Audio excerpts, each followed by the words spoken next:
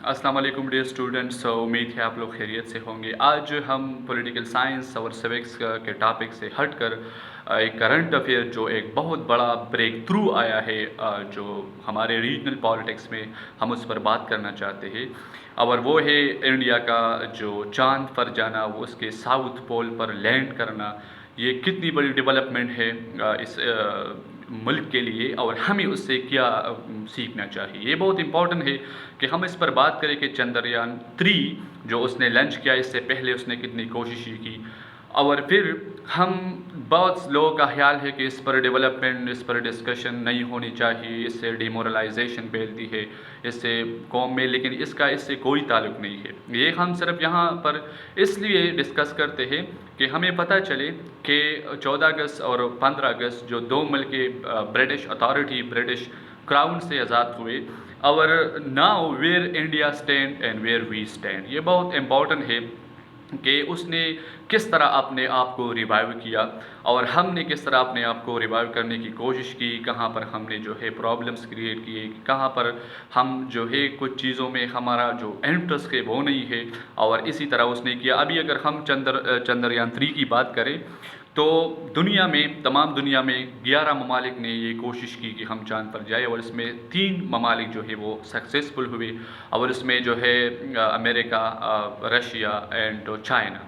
और ये चौथा जो है साउथ एशिया का इंडिया जो है साउथ पोल पर उसने लैंड किया, जो साइंटिफिकली उसकी बहुत ज़्यादा डिटेल है, इसकी तरफ हम नहीं जाते, लेकिन हम एक एनालिसिस करना चाहते हैं कि हम किस तरह इम्प्रूव करना चाहते हैं कि हमारे साथ जो मुल्क आज़ाद हुआ है वो कहाँ पर खड़े है, और हमारा जो या सिस्टम है किस तरह चल रहा है। तो ये बहुत इम्पोर्टेंट है। अगर हम हिस्ट्री की तरफ जाए तो ये उसने अपने नेशनल गोल जो है वो सेट किए हैं, और ये अगर आप यूट्यूब पर आप बेस्ट बुक उठाए, ये रियलिटी है, बहुत हार्ड रियलिटी है।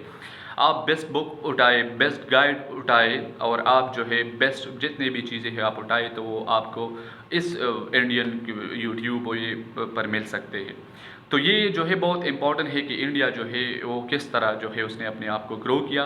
तो इसी तरह नहीं है कि इंडिया 1947 से उसने ये डेवलपमेंट स्टार्ट किया है। ये अप्स एंड डाउन्स आते हैं मुल्कों के दरमियान, जो है थ्रू एवोल्यूशन चलता है, लेकिन अपनी गलतियों से सबक सीखना जो है ये बहुत इंपॉर्टेंट है।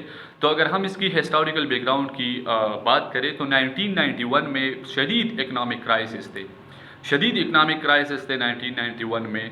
और इसके साथ उसने उस वक्त IMF से कुछ डील भी किया था, उसने कुछ पैसे भी मंगवाए थे। लेकिन 1991 के बाद उसने ये अज़म किया कि हम अपने आप को इकनॉमिकली और पॉलिटिकली डेवलप करेंगे। इस पर उसने सीरियस काम शुरू किया, और उससे उसने जो है उस काम का आगाज़ किया। तो ये अगर हम अपने जो काउंटर पार्ट इंडिया के है, हमारे जो पाकिस्तान है, जो हमारा मुल्क है, उसकी अगर हम बात करें तो 1991 में, हमारे 1996 में 4 इलेक्टेड गवर्नमेंट जो है वो यहाँ पर चेंज हुए। 58(2)B के जो इख्तियारात के सदर जो सदूर थे उस वक्त से उसने अपने जो 58(2)B के इख्तियारात किया और किस तरह इलेक्टेड गवर्नमेंट को टॉपल किया। तो हम वहाँ पर जो है इस पॉलिटिकल क्राइसिस में बिजी थे, और उसने ये अज़म किया कि हमने अपने आप को डेवलप करना है। दूसरी अगर हम इस पर बात करें तो उसका जो डेकेड है वो 2000 से 2010 तक शुरू होता है। तो उस पर उसने मुकम्मल पॉलिटिकल एंड इकनॉमिक स्टेबिलिटी की तरफ उसने रुझान किया, और अपने आप को डेवरेबिलिटी और इकनॉमिक जो डेवरेबल कंडीशन है उसकी तरफ उसने वो सफ़र जो है वो बरकरार रखा।